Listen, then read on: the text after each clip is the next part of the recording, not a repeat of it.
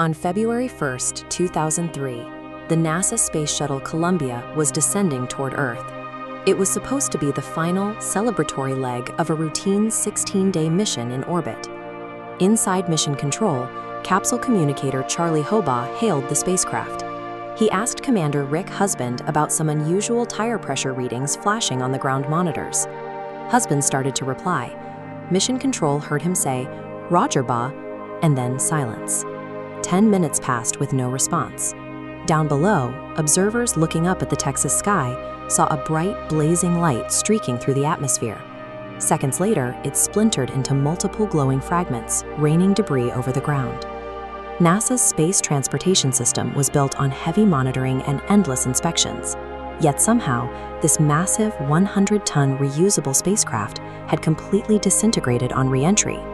A few hours later, President George W. Bush addressed the country, confirming the worst. Columbia was lost. All 7 crew members were dead. Among the crew was mission specialist Kalpana Chawla.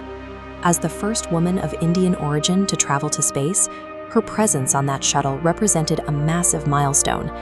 She grew up in the 1960s in Haryana, India, in a highly conservative environment where girls were routinely discouraged from pursuing technical careers. She ignored those pressures entirely, earning degrees in aerospace engineering, a PhD in the United States, and ultimately her place at NASA. Spaceflight is inherently dangerous, but investigators had to determine if this brilliant engineer died because of the unavoidable risks of crossing into the cosmos, or if she was failed by the institution that sent her there.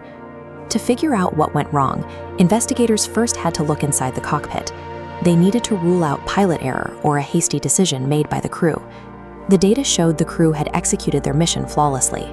Over 16 days, they worked in shifts to complete around 80 complex scientific experiments, including advanced studies on cancer cells and combustion in microgravity. And a video recording from inside the cabin at 8:58 a.m., just minutes before the disaster, shows the astronauts laughing and casually chatting. They had absolutely no idea anything was wrong. No one in that cabin made a mistake. The brutal truth was that the crew of STS-107 was doomed well before the shuttle even began scraping against the Earth's atmosphere. The actual physical cause of the destruction didn't happen during re-entry. It happened 16 days earlier, exactly 81 seconds after Columbia lifted off the launch pad. As the shuttle climbed, a piece of insulation foam broke away from the external fuel tank. It measured 60 by 40 centimeters and weighed barely 750 grams. But because the shuttle was accelerating so rapidly, that lightweight foam hit the leading edge of Columbia's left wing with a relative velocity of 700 to 900 kilometers per hour. The impact punched a small hole right through the carbon composite panels, severely compromising the shuttle's thermal protection system. For 2 weeks in the vacuum of space, this hole didn't matter, but during re-entry, it became a death sentence.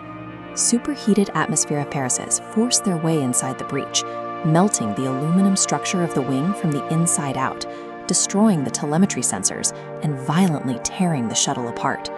A piece of foam lighter than a loaf of bread possessed enough kinetic energy to completely obliterate a 100-ton vehicle. That is the physical explanation, but the official investigation revealed a much darker reality. NASA personnel knew about the foam strike while Columbia was still safely orbiting the Earth.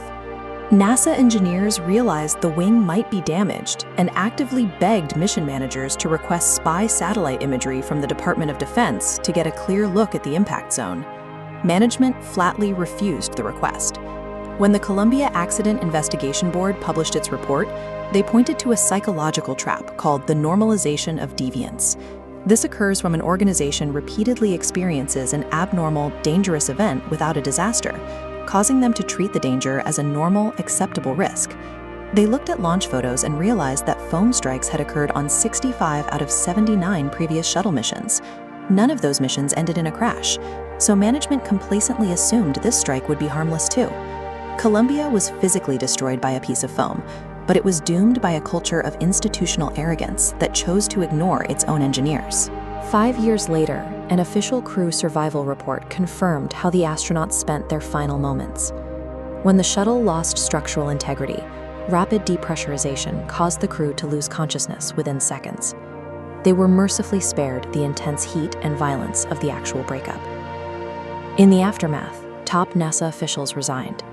The entire space shuttle program was grounded for 2.5 years, while investigators carefully reconstructed the wreckage on massive hangar floors and mandated a complete redesign of the external tank's foam ramps.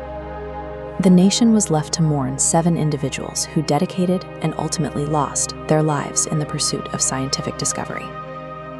Kalpana Chawla once tried to explain how spaceflight changed her perspective on humanity. She said, "When you look at the stars in the galaxy, you feel that you are not just from any particular piece of land, but from the solar system." She left behind incredible, tangible legacies. Roundworms from her microgravity experiment survived the crash in aluminum containers, contributing to future research. Her efforts established a program that continues to send Indian high school girls to NASA Space School. And today, an asteroid named 51826 Kalpana Chawla orbits the Sun in her honor.